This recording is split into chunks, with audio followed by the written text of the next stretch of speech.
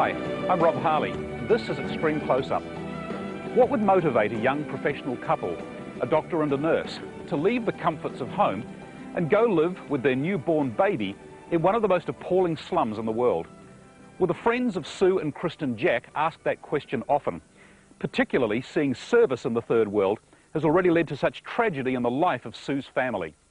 Tonight, the story of a love affair with the people of Cambodia. From among the images of a Holocaust came a spark which ignited the heart of a young New Zealander. He drew the family tree, and then he just went through each one by one and crossed them out. Dead, dead, dead, dead, dead, dead.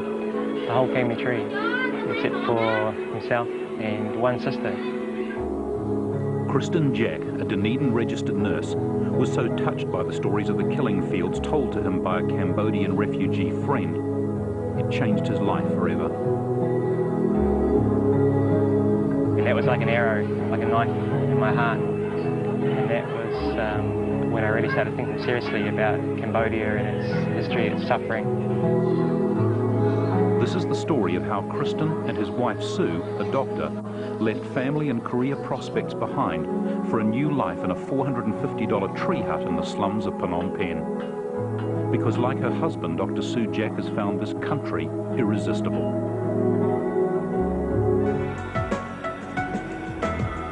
Two rivers flow through Phnom Penh.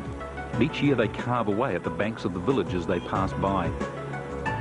When Kristen Jack came back here with Sue and Caleb, a house he'd stayed in on a previous sojourn had washed away. By Kristen's reckoning, the site of the little shack now about 15 metres offshore. So the Jacks bought a new house in the little village the locals call Broken Bank. And Kristen's very proud of it. At just $220 US, he thinks it was quite a bargain. We've tried to go for all natural materials as much as possible. Note the thatch here. We really like that earthy, natural, back to nature feel. So we've gone for all natural, apart from the plastic. We've got the nylon netting here to stop Caleb throwing himself off the balcony, which he seems to want to do.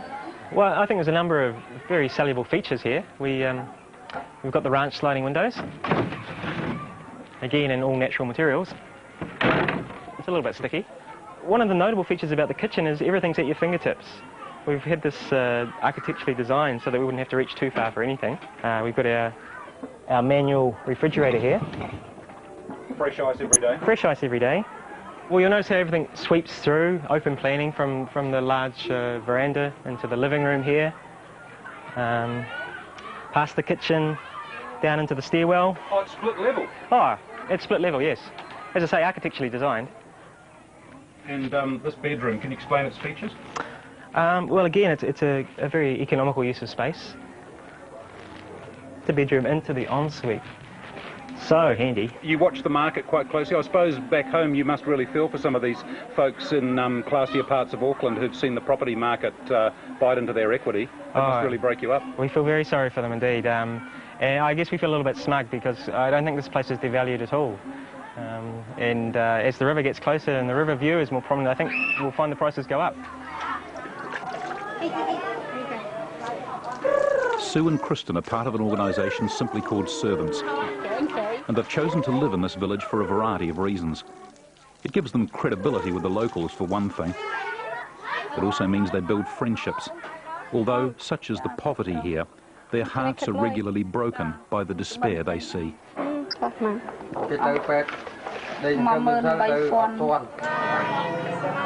In the evening, to Sue's porch comes a village father with his baby girl called Sarah. Sarah is HIV positive.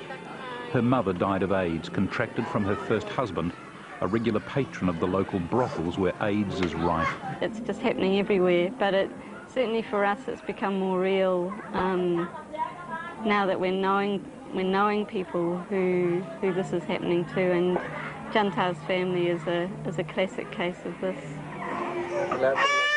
So little Sarah is part of the sad nightly parade of people who come to Sue and Kristen's little tree hut porch. It's shaping up as a reasonably typical evening. Just drove a nail through his foot. This isn't up to date, and yeah, this is not too good.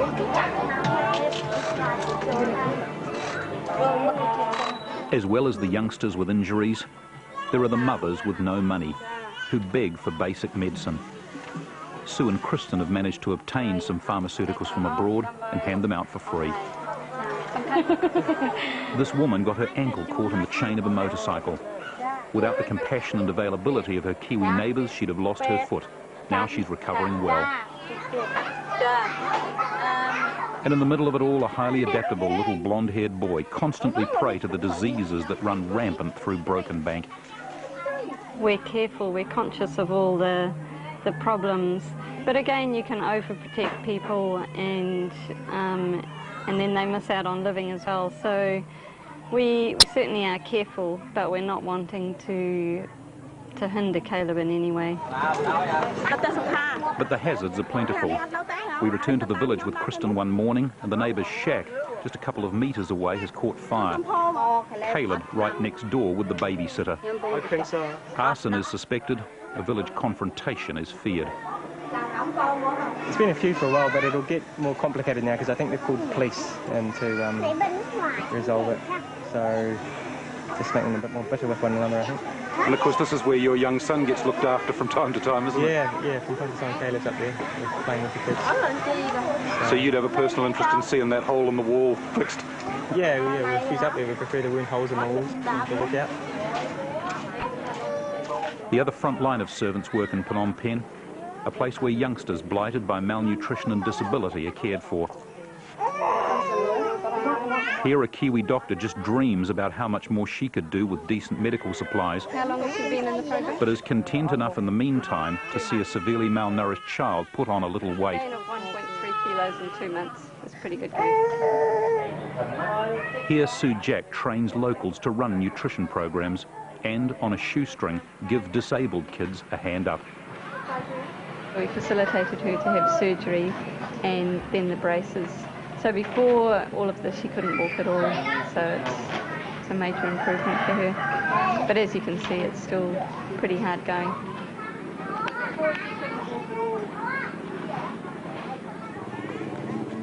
You can measure the results of Kiwis choosing to live in a slum. The steps forward can be seen among people who live in breathtaking poverty. Here, in a home about half the size of a garage in New Zealand, giant steps for a youngster they've helped. He's got spastic cerebral palsy. He's a really bright kid, and when he first came in the program, he couldn't do anything. He was just lying there, couldn't sit up, couldn't roll over, and he can now stand, sit on these toys. These are borrowed from the Little Pilkers, our program, and yeah, he's doing very well. So it's great. It's amazing how something as simple as a couple of toilets and a song about washing your hands can make such a huge difference. Up till just a few months ago, the kids at this school in Phnom Penh were forced to defecate in the grounds. This is a school of nearly 2,000 pupils without any running water, without any toilets. And so when we first came in here to do health teaching, it became obvious pretty soon that it was a bit futile teaching about hygiene and health when there were no facilities at all. Servants organised toilets and running water, and the rate of illness has plunged. Oh, it's quite clean still. A little bit smelly, but not too bad. It's the same principle with what they call number ones here in Cambodia. The number one brand of condom is the most plentiful one here, and one that we promote. Because HIV/AIDS is so rampant here and spreading so fast, we're happy to promote condom use in our teaching programs and in our birth spacing programs, family planning programs, women's health programs. Yeah. Compatible with the Christian message? Well, we think saving people's lives is compatible, and preventing suffering is compatible with the Christian mission. So yeah, we're certainly not afraid to promote condom use. So several times a week, doctors and nurses from servants pack huge numbers of condoms and other supplies and head into Phnom Penh's red light district, where a woman's body costs $1 and 2 out of every 3 sex workers is HIV positive. Yeah, the place we work we describe as the pit of hell. It's just a revolting place. Sue and others from servants have seen the occasional young woman, some sold into prostitution by their family, break free of this place, but the cost is high. There's a huge network of people up to high officials involved, and it's a sordid business. If a woman runs away and then gets caught, what normally happens to her? Stories that we've heard down in the brothel area where we work is that they're chained up, they're locked in toilets, have their head stuffed down toilets, that kind of thing. In the shabby, stifling little rooms, women who are little more than slaves work until they become too ill to continue. Strange to think of a Christian health worker or a doctor coming into a place like this and actually being pleased at the sight of condom wrappers on the floor. Yeah, it is a strange thing, but yeah, I mean, our neighbours and friends are dying of AIDS now, and anything that we can do to prevent it. People are saying it's going to be the next Holocaust for Cambodia, and we want to do everything we can to stop that if possible. Slowly but surely results come. The women servants work with are showing up with fewer and fewer sexually transmitted diseases. In their little village, Sue and Kristen Jack help break another kind of cycle, poverty.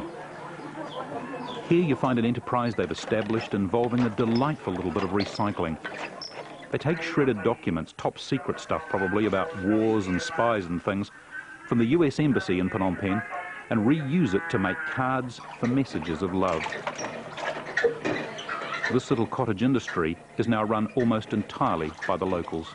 Well, what we talk a lot about in our mission is servanthood, is coming to offer and to serve rather than coming in as the big heavy teacher or the expert or the Bible basher who's telling people they need to change this and they need to get their lives in order. But just to come and offer and let the people take what you offer and run with it if they want. And you serve and encourage and facilitate in whatever way you can. Part of the reward for Kristen and Sue is the sheer bravery of the Cambodians they're training.